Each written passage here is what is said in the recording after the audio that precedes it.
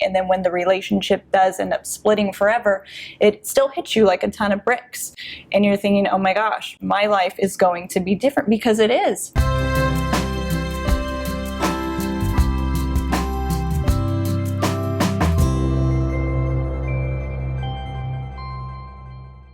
When a relationship ends, it can be a daunting experience. I mean, there's so much unknown. Are there some predictable stages or experiences that people need to be aware of as they start to go into a breakup or a divorce?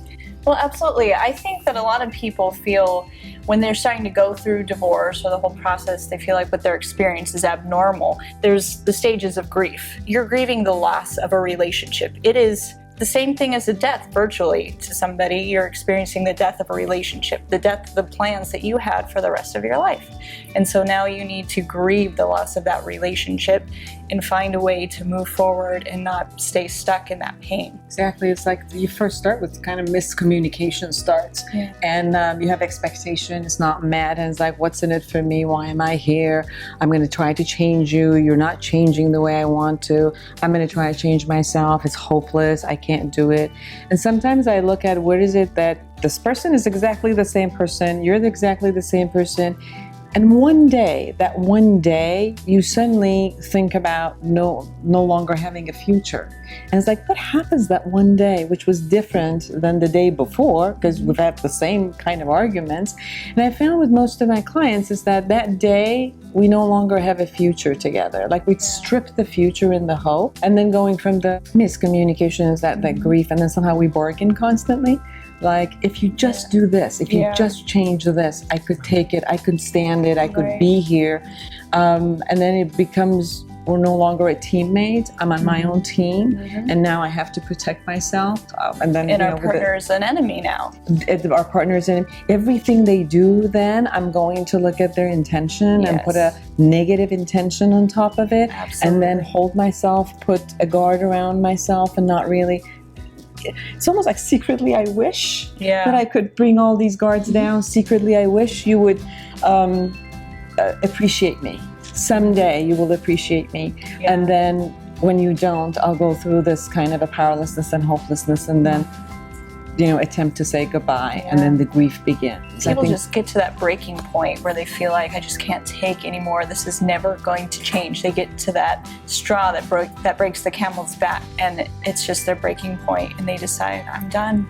I just can't handle anymore. It's so interesting to hear you talk about the stages of the relationship ending, because there's also stages to the divorce process itself. Yes. As someone who's been a divorce lawyer for more years than I care to admit, you see that in the beginning there's this flurry of activity. Everybody is crazy. There's everything going on. Emotions are running really, really high. And then after you get through that stage, things slow down a little bit, and you sort of go into the maintenance stage, and things are not comfortable, but they're not really, really ugly. And then right before the divorce is going to be over, everyone goes crazy and I think it's the realization that this is really happening. Yes. This is final. This is going to happen. And so it's not uncommon for people to go back and forth a lot.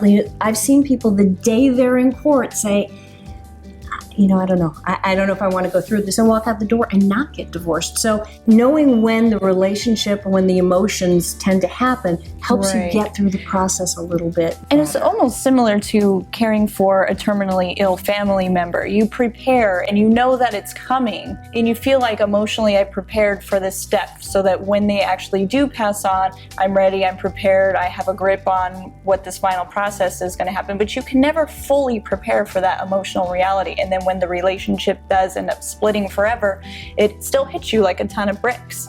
And you're thinking, oh my gosh, my life is going to be different, because it is. It totally is. But what's better is to be at least prepared. Yes. If you educate yourself and you know what's coming, at least it's not so foreign to you. You're not thinking that there's something wrong with you. People definitely go through that process each individually. It's very different for each partner, because from my own experience, I wrote about in my book, Wine, Sex, and Suicide, My Near-Death Divorce, which you could tell by the title, this was not something I had planned on going through. And my own divorce nearly broke me. It actually just brought me to my knees.